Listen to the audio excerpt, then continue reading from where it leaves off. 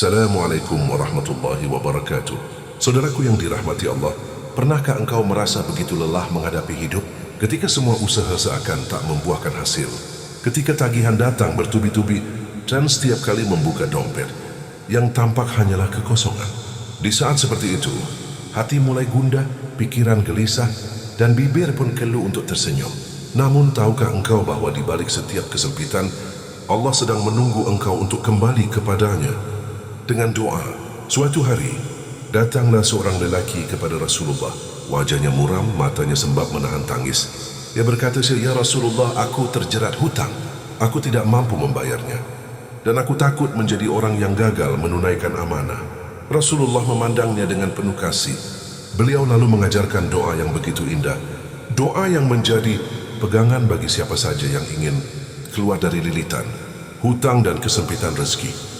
Allahumma ikfini bihalalika an haramika wa aghnini bifadlika amman siwaka. Ya Allah, cukupkanlah aku dengan rezeki halalmu dan jauhkan aku dari yang haram.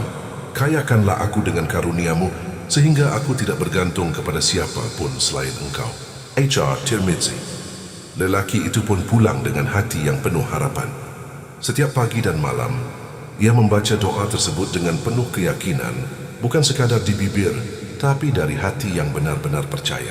Hari demi hari berlalu, ia terus bekerja, berusaha dengan jujur dan tak lupa berdoa.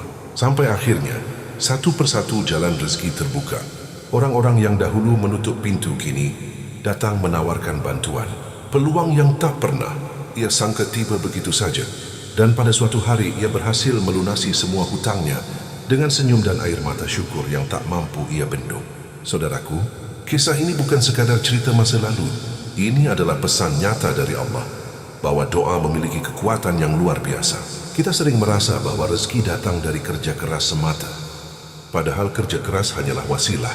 Sedangkan yang membuka pintu rezeki hanyalah Allah, Rabb yang maha kaya, maha pemurah, dan tidak pernah tidur. Dalam Al-Quran Allah berfirman, "Barang siapa bertakwa kepada Allah, niscaya dia akan memberikan jalan keluar baginya dan memberinya rezeki dari arah yang tidak disangka-sangka." QS At-Talaq 2:3. Perhatikanlah kalimat itu, saudaraku. Rezeki dari arah yang tidak disangka-sangka. Itulah janji Allah bagi mereka yang terus menjaga takwa dan memohon dengan hati yang yakin. Namun, doa saja tidak cukup tanpa kesabaran dan usaha. Ketika engkau berdoa, sertakan juga keikhlasan. Jangan tergesa-gesa ingin hasil, sebab Allah Maha tahu kapan waktu terbaik untuk memberi. Kadang Allah menunda rezeki agar engkau lebih dekat padanya. Kadang pula Allah menahan agar engkau belajar bersyukur atas yang sedikit sebelum ia limpahkan yang lebih besar. Dan ketika akhirnya Allah memberi, saudaraku, jika engkau kini berada dalam kesempitan, terlilit hutang, atau merasa rezekimu sempit, bacalah doa ini setiap hari dengan penuh keyakinan. Allahumma ikfini bihalalika an haramika wa aghnini bifadlika amman siwaka. Bacalah selepas salat, di waktu sepertiga malam, atau ketika hati terasa berat. Niscaya perlahan tapi pasti engkau akan melihat keajaiban Allah bekerja dalam hidupmu. Karena doa bukan sekadar permintaan, tapi bentuk penyerahan diri yang tulus kepada Sang Pemberi rezeki. Dan siapa yang berserah diri kepadanya tidak akan pernah dibiarkan sendirian. Penutup, ingatlah, rezeki yang berlimpah bukan hanya tentang banyaknya harta, tapi tentang hati yang tenang, hidup yang cukup dan jiwa yang bebas dari hutang. Mintalah kepada Allah dengan penuh keyakinan, karena Dia maha mendengar setiap lirih doa hambanya. Semoga Allah melapangkan rezeki kita.